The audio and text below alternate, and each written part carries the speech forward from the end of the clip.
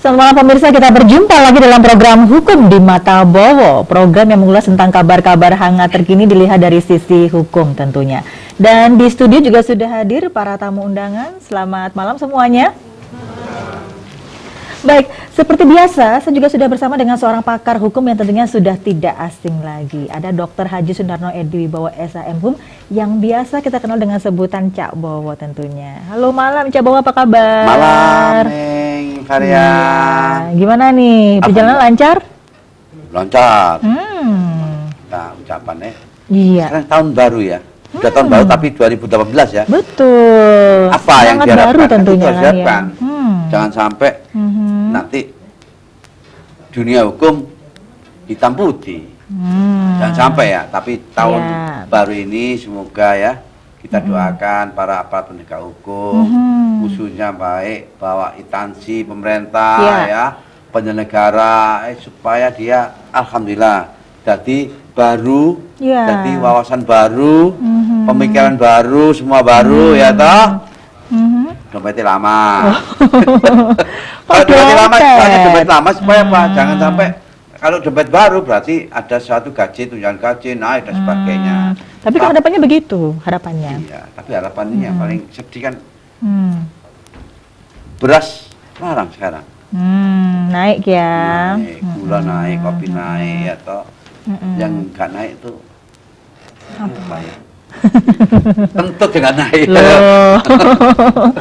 Tapi yang jelas kita punya semangat ya, bahwa di tahun baru ini ya hukum di Indonesia supaya lebih bisa ditegakkan lagi gitu kan. Jadi supaya hukum nanti di Indonesia ini ya khususnya penegak hukum ini saya sampaikan, saya doakan agar dia kembali ke hati nurani. Jadi jangan sampai dia itu mencelakakan tentang rakyat, masyarakat ya, warga yang kecil-kecil ini dia diadili oleh hukum, yang kuat ini itu. Sekarang ini dikarenakan apa? Kembali ke konstitusi, undang-undang dasar 45 sama Pancasila, kembali keadilan sosial bagi seluruh rakyat Indonesia. Masih marah-marahnya tentang pilkada dan sebagainya. Nah, kita tetap doakan supaya nanti tidak ada apa-apa ya kan? Iya, semua berjalan lancar. Ya, soalnya apa?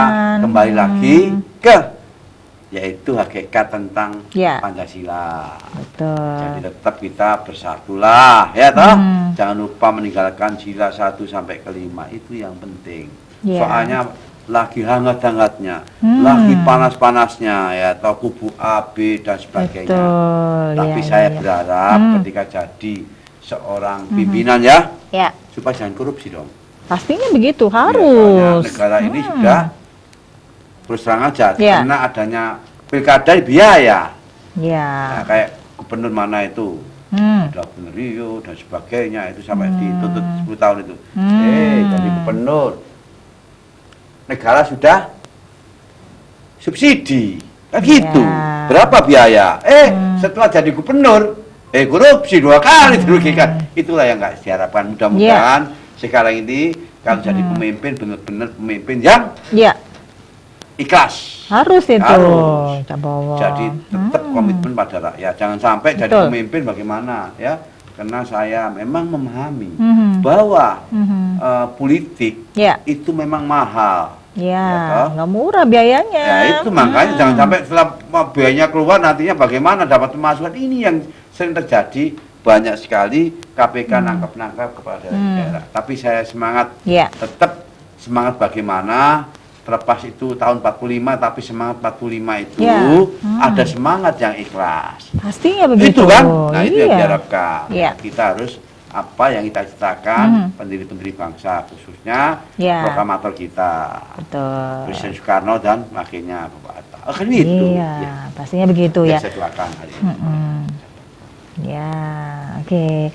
Cak Bowo, Ini kan memang lagi marak-maraknya ya berita tentang pilkada, Oh, menjelang pilkada, persiapannya dan sebagainya. Tapi di tengah-tengah itu juga ada lagi loh berita yang lagi hangat-hangatnya, lagi marak, yang lagi sering-sering kita dengar loh akhir-akhir ini. Apa itu? Iya, sekarang ini kok banyak sekali ya terjadi perceraian. Tidak hanya di kalangan selebritis aja, tapi juga di kalangan public figure nih yang terbaru ya.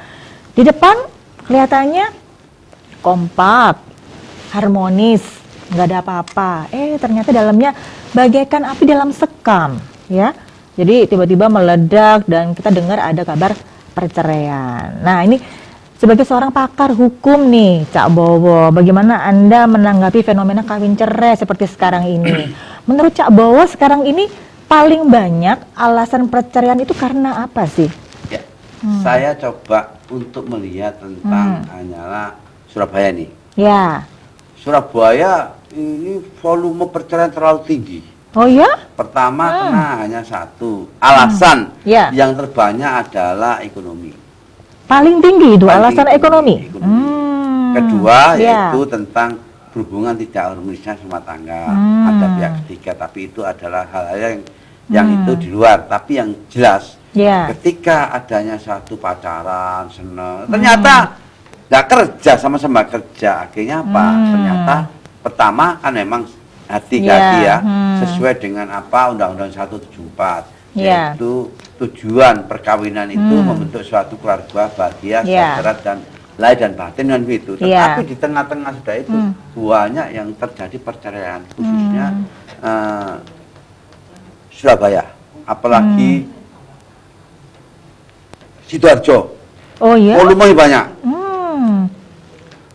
Terus Terus kemudian juga Lamongan, juga Gresik, selalu banyak. rata-rata karena alasan ekonomi ya, Cak Ekonomi Bowo? semua. Gitu Dan ya. pertama ke ekonomi, tidak kematangan. Jadi kurang ada Dikarenakan persiapan, Mas. kurang ada persiapan bahwa perkawinan itu seharusnya memang ya sesuai dengan Undang-Undang 174 itu 19 dan 25. Lakinya kan 25, ya perempuan 19. Jadi itulah sudah ideal, tapi kenyataannya ya banyak nenek-nenek ya cerai. Itu akumulasi, Cak Bowo. Ya mungkin karena sudah lama terpendam akhirnya kan sudah tidak tahan lagi. Tapi kalau sudah usia segitu juga sangat disayangkan ya, Cak Bowo ya. Memang di dalam Undang-Undang Nomor 174 baik kompilasi hukum Islam ya, Ya.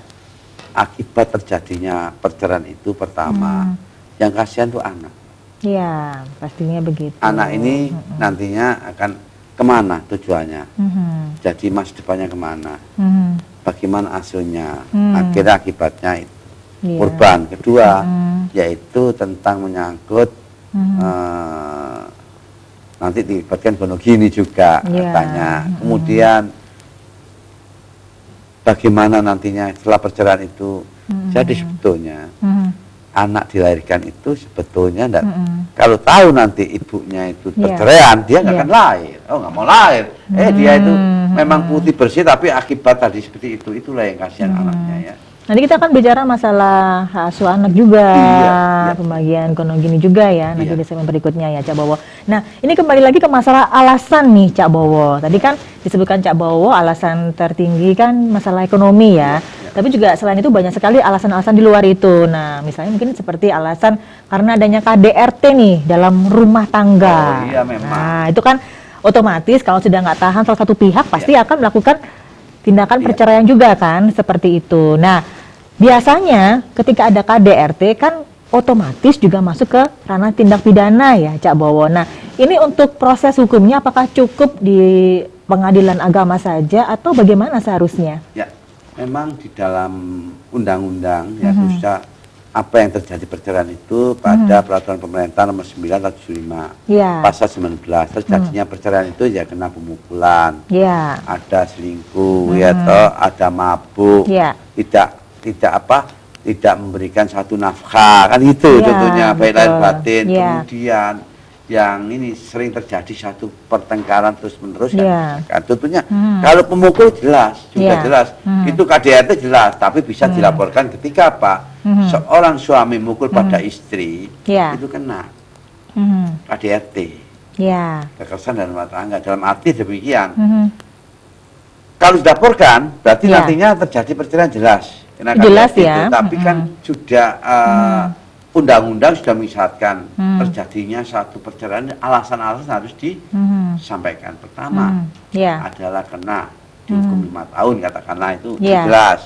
Kena 5 tahun ya.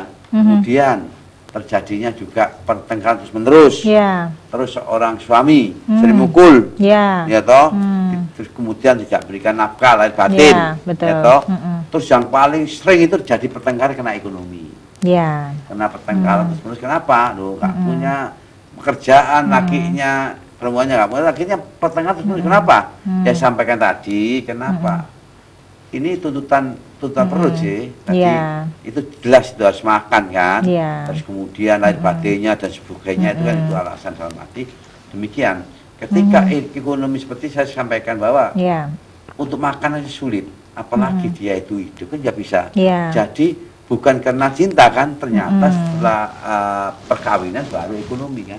Iya, betul. Jadi membentuknya keluarga bahagia dan sejahtera itu tidak lepas dari ekonomi, karena harus salah satunya apa itu harus hidup kan.